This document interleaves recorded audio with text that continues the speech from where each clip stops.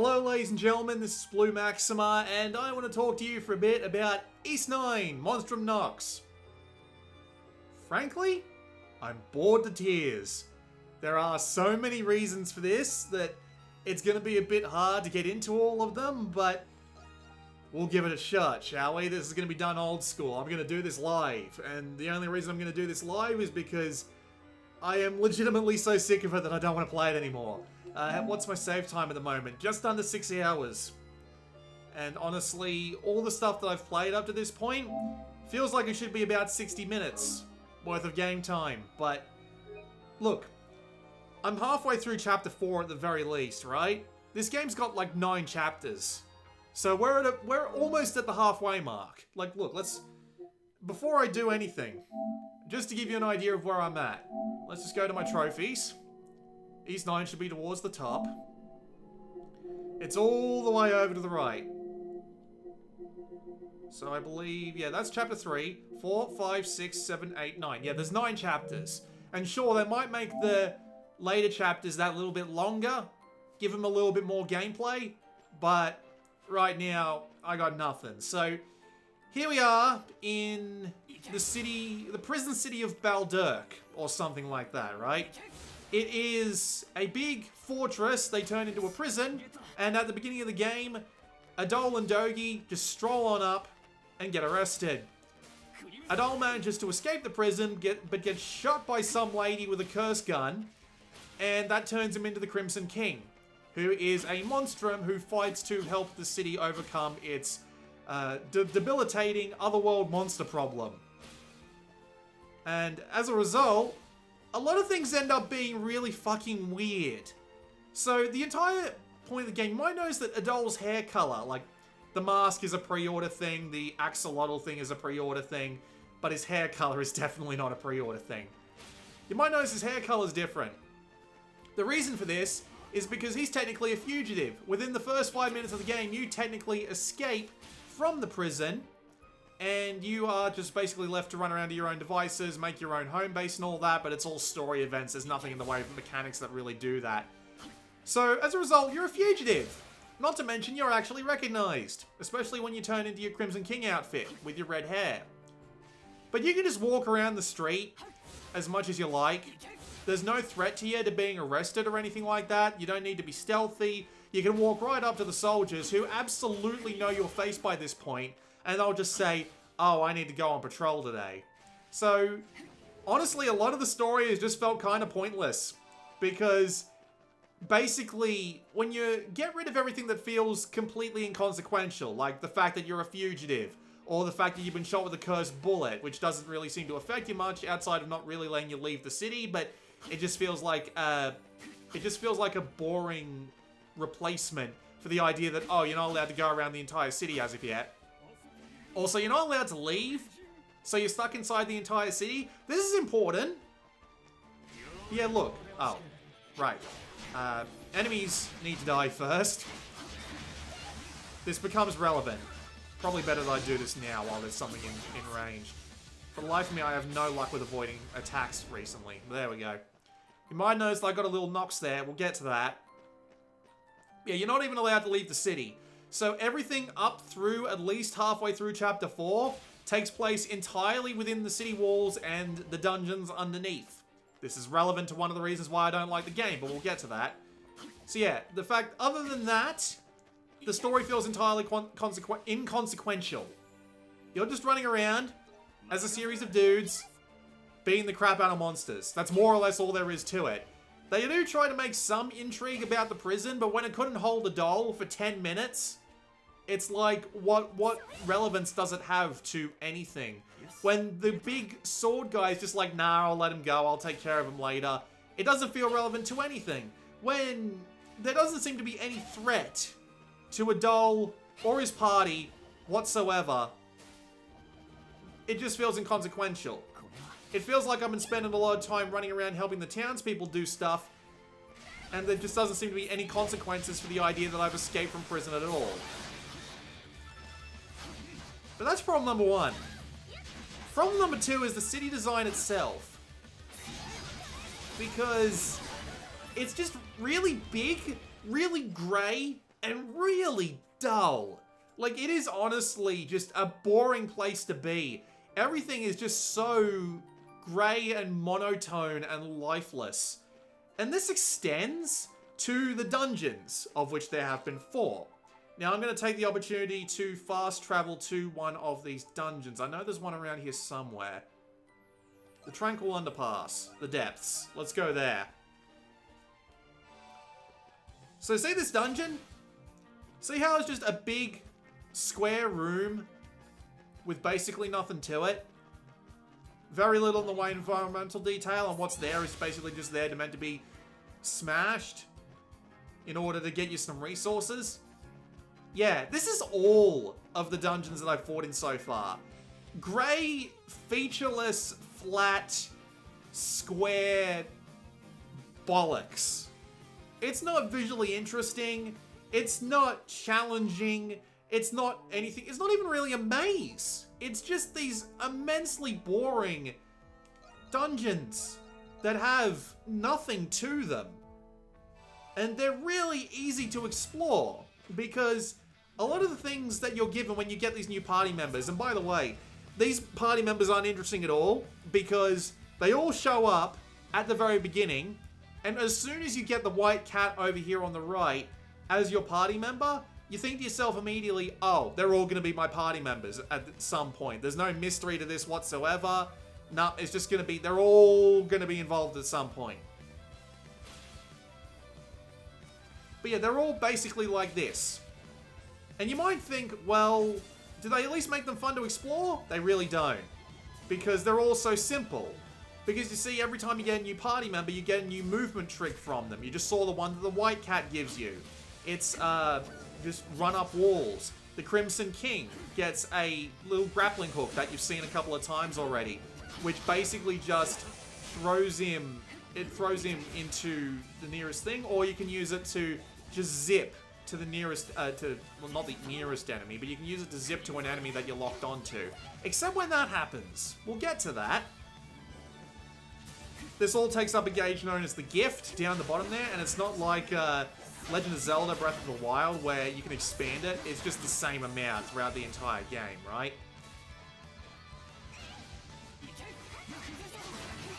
So they're all just kind of this square, uninteresting, undetailed mess.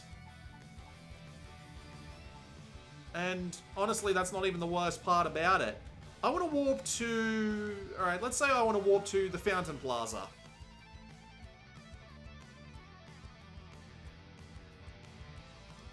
Thankfully, the loading times aren't that bad.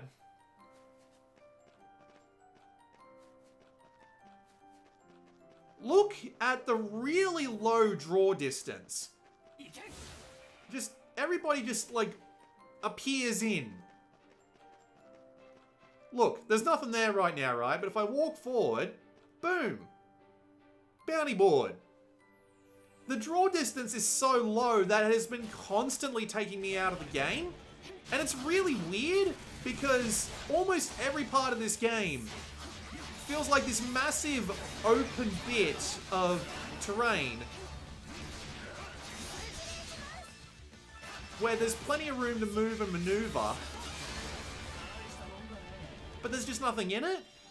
So it feels like the entire world is just 150% too big. Shrink it down a bit. Make it so these paths aren't so fucking wide. Make it so all of these buildings aren't massive. And make it so that I can actually see a bulletin board of that size when I'm not like 50 feet away from it. Like, look, even the people disappeared. Just, how stupid is this? Like, look, even the light poles disappear when you move the freaking camera around. I know this is like just a little thing, but this is just one of the many things that has been bothering me about the way this game works as time goes on. And even worse, they've got a way for you to grind out exits. You need to actively grind out your progression in the game. Now, this is of course an RPG, so it comes in main quests and side quests. And the side quests are the main way that you're supposed to get the Nox, which is the resource that lets you start raid battles, which unlock more of the town that you can go and explore in, right? And they do give it out to you just like in a, I'll say predetermined pace, so that you don't have to go constantly grinding against this. But it also just kind of removes the opportunity to make it really satisfying to grind out a part of the city that you're not meant to be at yet. Because I only got 5 knocks from that, and that's one of the major battles. There are minor ones littered around the place, but they only give you 2 or 3. Which is frustrating because it'd just be fun, you know? Let me go and unlock another area early, explore, get a couple of side quests done. But it feels like it's all being meted out to me at such a slow rate that it feels kind of against the point. And this doubles back up with the story, because most of the story so far has been, alright, you're in the prison, nope, now you're out of the prison, and now you just have to explore around a bit, and eventually we'll let you go onto a new chapter and let a new Monstrum Nox join up. And then that's the end of it. Rinse and repeat for the last 2 chapters, and I'm willing to bet this chapter is going to go exactly the same way. And it's just so fucking boring. And I know that sitting here and listening to me complaining about it is so fucking boring, but I feel like I just have to talk about this sort of thing because it's the major reason why I don't want to play the game anymore. It's just so immensely dull in the way that it's outlaid these first few chapters. So you get the, place, the dandelion. You can come here, you can cook stuff.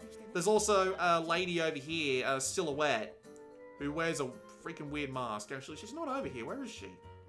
Purple-haired girl in a maid dress with a weird mask on. There she is. You can send her out to go buy shit for you. You don't even have to go to the shops that you... Well, you gotta find the shops once, but once you do, you can just come here and buy literally anything you can do otherwise. It's bloody bizarre that they felt the need to put this girl in, right? Am I the only one who thinks that's just a tiny bit odd? There are also some other people you can talk to as well, like good old Parks here. He's the guy you come to if you want to turn in your map completion, which is a thing in every East game. There's another girl here who will take all your Azure petals. Oh, she's not here. She's out in the world. But Azure petals are just those little blue things that you find out in the world, and she just gives you stuff when you bring enough of them to her. But they're just so randomly scattered that it feels against the point. Like, I've gone and found ones in the same place like 3 times. It just kind of drives me nuts how little there is to really do. I've also done a bunch of the side quests, and they're all really simple. Go kill a monster. Go to a place, read some uninteresting dialogue, and then go and turn in the quest. That's basically all it is, from end to end. The most interesting ones get you some new characters who just kind of sit in here. I can't talk to the assassin. Because the assassin Iris. No, let me talk to Iris. Fuck. Okay, never mind. Apparently they don't want me to talk to Iris. We'll get to raid battles and stuff later on, but for now we're just going to progress the story and see how right I am. And just in case that the next few minutes of story are immensely boring, I'll swap it in with some footage I recorded earlier of a cutscene that's actually been voiced. I've only been playing this in Japanese voices, by the way. Couldn't tell you what the English voices are like, because when you play Japanese voices for long enough, the English voices that they attempt just kind of sound like grating against chalkboard. Alright, let's go.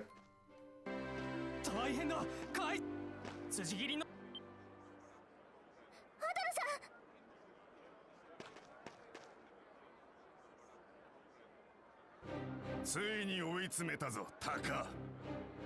夜にこそこそしてきた。囲め！何の聖国騎士団のベルガー艦すま。タカ、どうやら貴様の命。者ども、かかれ！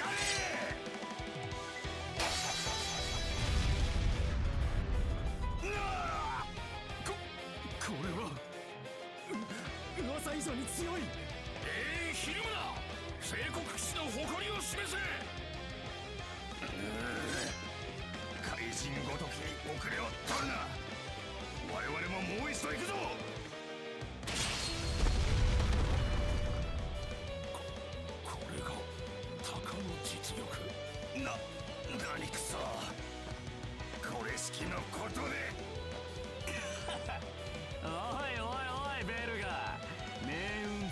貴様の方だったな。ちや無念。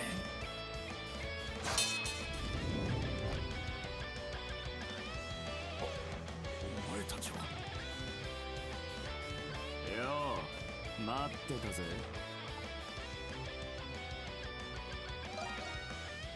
ああ、店にいなかったからこうすりゃ連絡取れると思ってな。相変わらずめちゃくちゃです。赤の王さんよ、そのまま黙って話を聞け。監獄につながる地下道を見つけてやった。お前たち探してんだろ。俺もちょっとばかり興味があ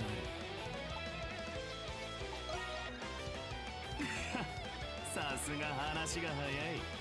それがなんと騎士どもの支部の中だ。俺が支部の奴らを引きつけて引っかき回してやる。その間にお前たちは支部の東側の庭にある古い銅像を目指す。そこに入り口を開く仕掛けがある。一体どういうつもりですか、アドルさん。この話、本当かどうかも。てめえは黙ってろ、ちび猫。時間が惜しいんだよ。いたぞ、あそこだ。よし、行くぜ。さあ囲め囲め。アドルさん、どうするんですか。めちゃくちゃな作戦ですし、本当に地下道があるかどうかも。わ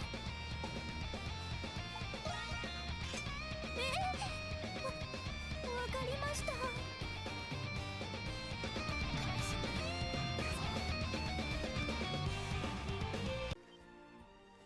It just feels like a fucking side quest. It's so boring.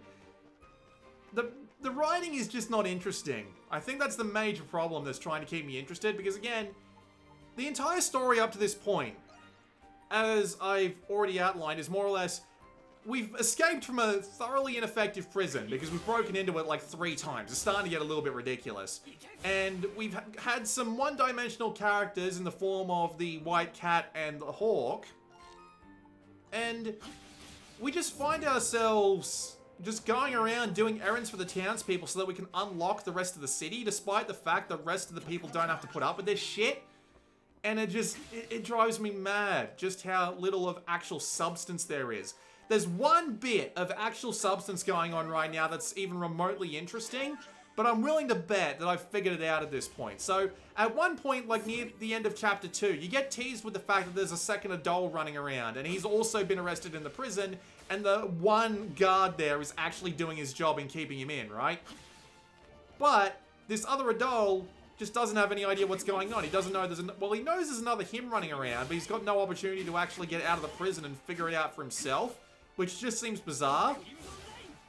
However, considering that we are currently playing the one running around outside the walls, I'm willing to bet that the entire story beat that they've got going on here is more or less... Oh, good. We might actually have some fighting to do. Let's do it. But my theory so far is more or less... Brain, work with me here, please. My theory so far is that we're a clone. We're a clone, and we're the one that we got brought out by the curse, and something's going to happen so that we get destroyed and the real adult comes out. Or the adult in the prison is the clone, and we end up destroying him. He ends up being like an evil clone or something.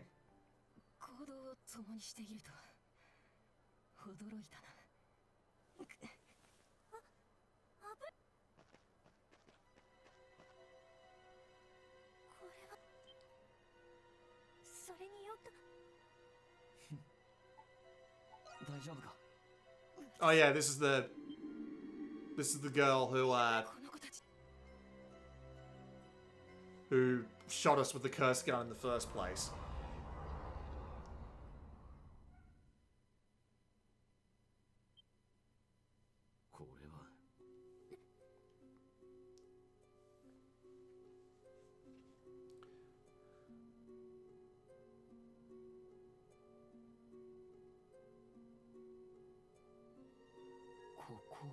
満月いつも以上これは Oh look, there's Raging Bull. すまぬ Moo.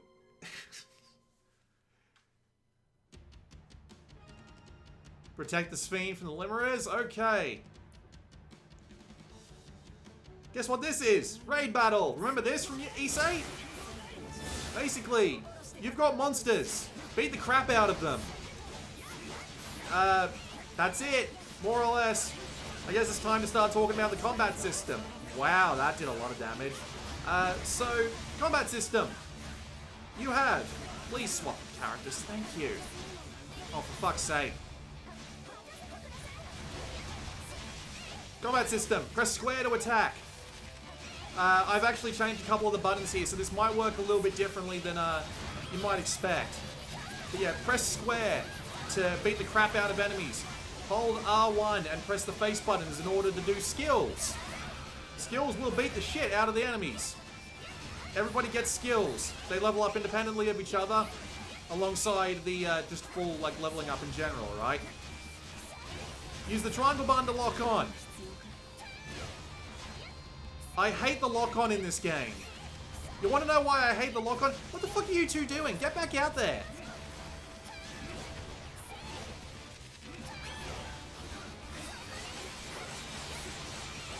So here's the problem with the lock-on in this game. There are a ton of options to play around with in the options menu, and none of them stop it being a gigantic piece of shit. So the thing about the lock-on is that it never picks the right enemy. No matter what settings that you pick, it's always going to pick an enemy that's nowhere fucking near you and isn't currently a threat to you while you're currently being attacked by like 2 or 3 people at once. It's bloody horrific. And it's also got this really annoying tendency to lock onto enemies that are not only nowhere near you, but are like through walls.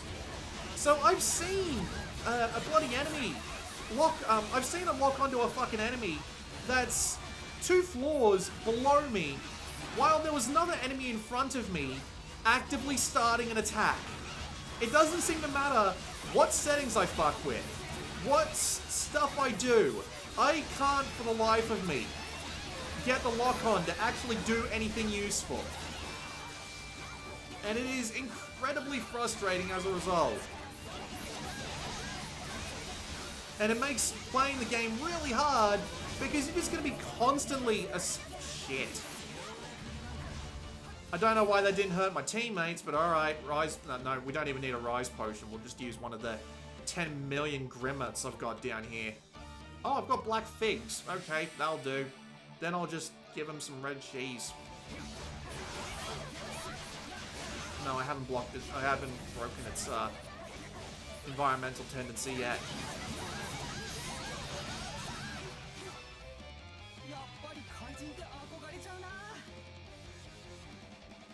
So yeah, the lock-on is completely worthless. I have struggled with it so much since I started playing the game, and for the life of me, I just can't get the damn thing to work for me no matter what I try. And it makes playing the game extremely frustrating, because there does seem to be a fair bit of verticality to it. Except for these raid battles, of course, where there doesn't seem to be any verticality whatsoever. And it just doesn't seem to want to lock onto the right monster at the right time. And it's unbelievably frustrating to deal with. There are also environmental, I can't remember exactly what they call them in the game, but basically attack certain monster with certain character to break their resistance to every other character type of attack. It's really simple. Just make sure the symbol on the monster matches the symbol next to your character thing, and you'll get shit done relatively quickly. You've also got the ability to flash guard and flash move, which are basically just perfect timing parries and dodges. So when you press the R1 button, see that circle there? If you get hit with an attack by an enemy during that window, time will slow down and you'll get the opportunity to go and beat the crap out of some people. You've also got your skills, which require SP. That's the blue meter around the outside. But you've also got your extra skill meter. I think that's what they call it. And when that fills up, which is the orange one, you can press the R1 button and the L1 button to go into your super mode. You move faster, you hit harder, you do all sorts of cool little things. Then if you hit the same combination of buttons again, you'll beat the crap out of whatever's in front of you. But of course, this requires you to go out of your super state, so I suggest being careful. It also provides you with some decent health regen. Let's play as a doll. He's got the best stats on him right now, I know this for a fact.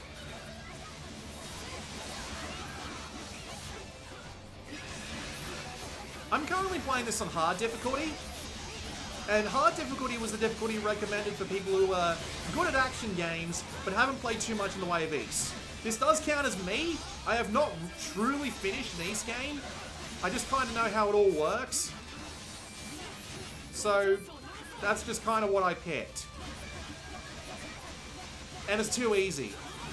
Like, even with, like, some attacks that can just kind of come out of nowhere and beat the crap out of every enemy, that can beat the crap out of every one of your friendlies in range, I still feel like it's just a little bit too easy, but I haven't wanted to stick the difficulty up because it says, for people who are experienced, playing Ys games. And I'm not experienced. So I don't know. I don't know if putting up the difficulty is going to beat the shit out of me, but that kind of sucks. Also, it does kind of warn you that you can't put the difficulty up mid-game in order to get the trophy for beating the game on an entire difficulty. So this is a raid battle. You just gotta kill off all the enemies. That's more or less the long and the short of it. Do it with some style and you get bonus points. You get a letter rating at the end which determines what resources you get. And you can come back and do this later.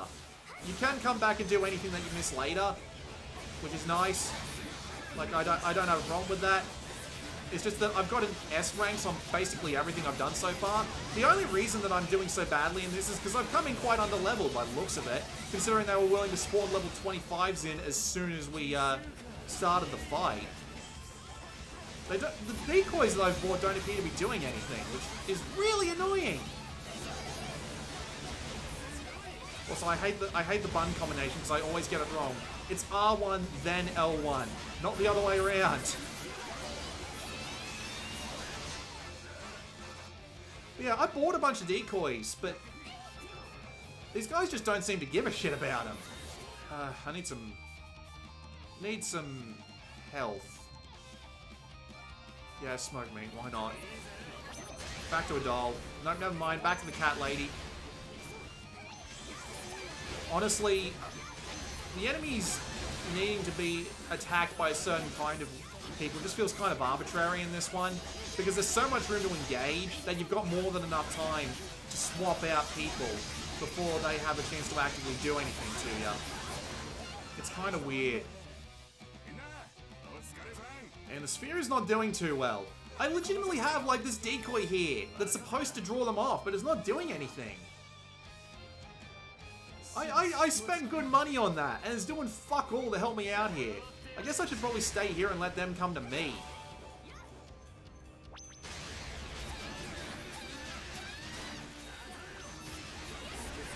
Yeah, as I've said, the main problem is with my with the lock-on. You do have the ability to swap it so that enemies are closer. That it selects enemies based on your proximity. But then you'll have like an enemy that's directly below you. It'll go straight through the fucking wall, and it'll just be stupid. Then you'll swap it back to a proper like middle of the screen, and then there'll be an enemy like 2 floors below you in the middle of the screen. So it's just really hard to manage all this shit.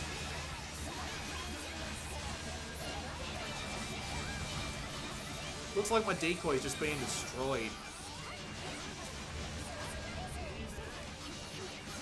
It doesn't help that the control scheme is just that little bit weird.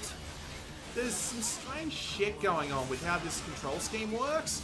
You can rebind a lot of the buttons, but not all of them. I tried rebinding this to something that's a little more suited to my playstyle, which is to say, like, Dark Souls.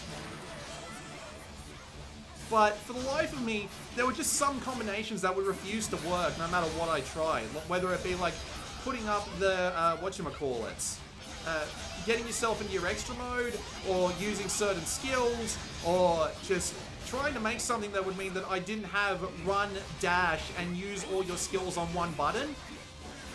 Trying to put them all on separate buttons, it just seems to break. Oh dear, speaking of break. We'll just weaken the enemies and retry. I don't really care anymore.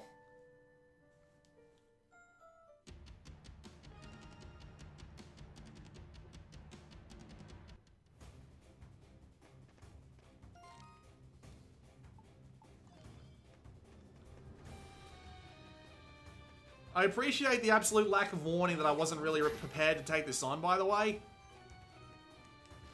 Great, what's this again? It's yellow. What? Oh, for fuck's sake, what is this?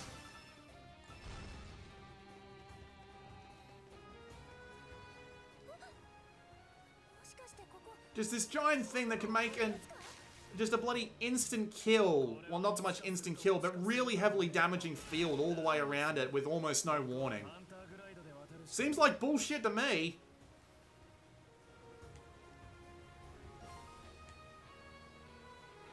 See, what am I even locked onto right now? I'm locked onto something directly behind the monster right in front of me. What is this shit? I don't mean to be so angry, but look, here's my real problem with the combat in Ys 9. It's basically the combat from Ys 8, but it's suffering from a bunch of disadvantages because the atmospheric design is so shit. Because look at it. Just this grey, featureless void of a path is the best they can do. This whole area is just no fun to fight in because it's just a flat, featureless void basically when it comes to gameplay design. Like, sure, you've got the things that you can zip to up there, but with the lock-on as badly broken as it is in this, it's just kind of nuts trying to actively do anything with it. And all the other movement abilities don't really come into it, except for one really funny fucking bug that I managed to get video footage of. It's footage of a, brain work with me here. It's footage of an AI character just constantly leaping off the edge to destroy an enemy that fell off. And then immediately respawning only to immediately fall back in. And that's the best example of the AI trying to use the environment to its advantage. The rest of the time is just, like, don't get me wrong. Some of the environments here can be at least somewhat of a challenge to navigate. But when it comes to fighting the enemy AI, they'll never leave their open, flat space. Now, I didn't play much of Ys 8 in comparison to Ys 9. But, fucking hell, it legitimately just feels... I didn't think that Ys 8 was as flat in its combat arenas and in its design as this was. Like, don't get me wrong. Big, flat, open areas for you to fight bosses in. That's kind of a Ys thing. But even just these regular ones. Like, bloody, Ys 8, with its raid battles on the beach. Even that had a couple of hills and multiple targets to defend. This has just got one, and it's had one the entire time. Right? It just feels exactly the same. But because the environments have been made so big, and such a lack of color, and such a lack of, like, environmental depth, and the fact that the entire game takes place inside a city that feels almost entirely irrelevant, it means that all these combat arenas have felt like the same, or they might as well be, the same flat, empty square. All the time. And it's just a bore.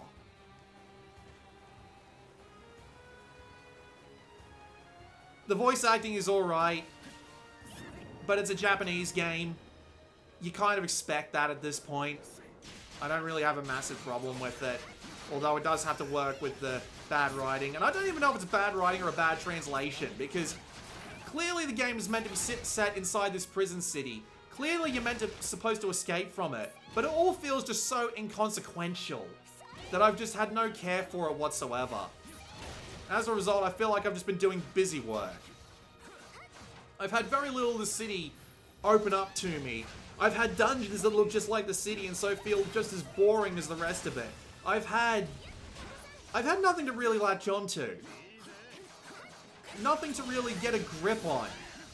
Nothing has just truly inspired me in the same way that East did. I remember walking into that gigantic forest in East 7 at the very beginning, right? And thinking, this is a really cool environment.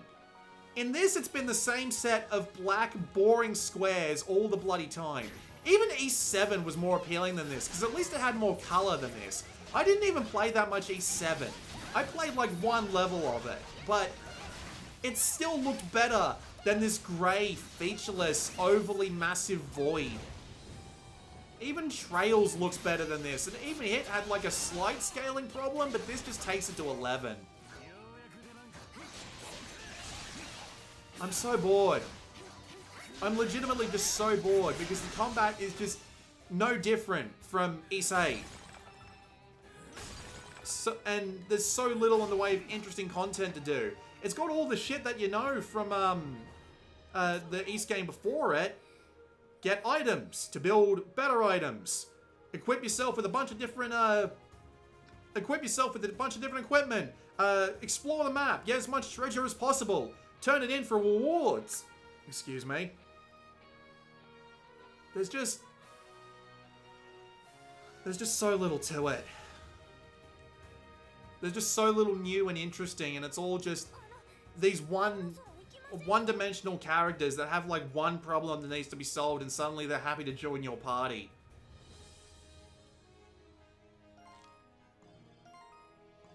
And Dogi. I don't know why, but I miss Dogi a lot in this one. He just kind of like, he immediately gets shuttled off to the side. Like, I think the entirety of like Dogi's speaking lines in this game are like 10 minutes. I don't even like well, it's not like I don't like Dogi that much, but I haven't played any of the games where he's like an actual party member. But even in East 8, he was more useful than this. I know I'm basically just ranting at this point, but I find it hard to find anything I like.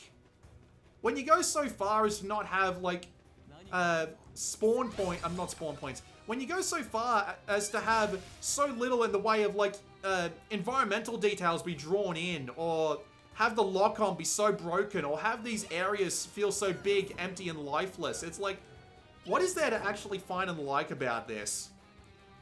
And I liked East 8. I really did. I never got around to finishing it just due to time constraints, but it still felt like it had more going for it than this did by a significant margin. This just feels like this just feels like the last 7 hours just slowly slopped into each other and become less and less interesting. Like, why did I, when I pressed the lock-on button to the left, why didn't it focus on the big fat bastard here? Why did it focus on some random flies that felt like they were nowhere near me by comparison? I got fucking nothing. As a result, I'm bored to tears. I'm sorry. I don't want to play this anymore.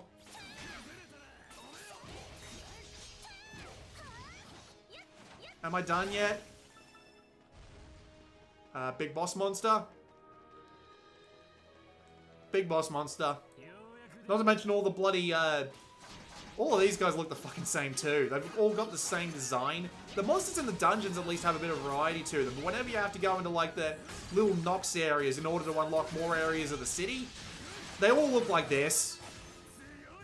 They're all just this purple mess of bullshit. And I just don't find it interesting at all.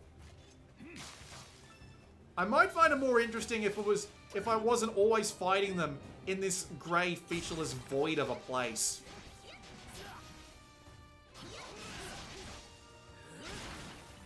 Yeah, I have no bloody side quests left to do. How the hell was I supposed to get level 28? I'm only like level 24? No, I'm only level 20. Shit! I feel like there's just a big fat grind wall right there. There's something missing. As to what? I have no idea.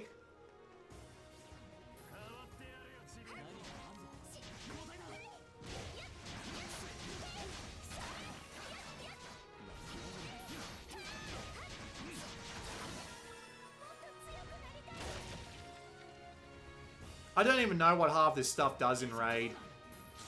Like, you've got the morale meter up there, but it's about as worthless as the one in Dynasty Warriors. You've got, like, the people over there slowly charging up to give you abilities, so basically I just rely on being that slight bit stronger. And you get them as you get more people. What else is there? And you do have your score and your decoys, but they appear to have disappeared real fucking quick this time. So yeah, honestly, this just feels like kind of a mess. I'll go over the rest of the mechanics you might not have seen once we get out of this fight. At this point, I'm willing to bet it's because we're gonna lose again. I just can't output the damage. Like, how was I supposed to know that I was gonna have to face a level 28 boss monster? Like, what the fuck?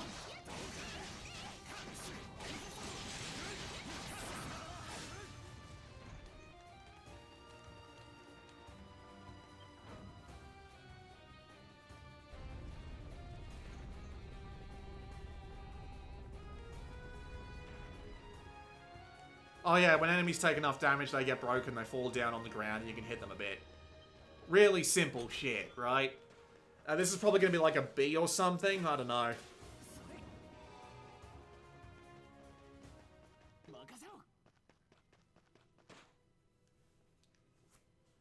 Oh, yeah, she shows up and she's like, I seal this, and it is sealed. And that is the end.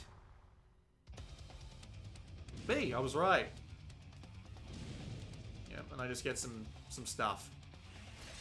And of course, when you come back and load it all up. Yep. Okay. Not even any voice acting here. Great. That was a surprise one. A lot of the raid battles actually give you a fair bit of warning, but I mean, I guess they did say the story will progress. I'm just going to skip everything. I don't care.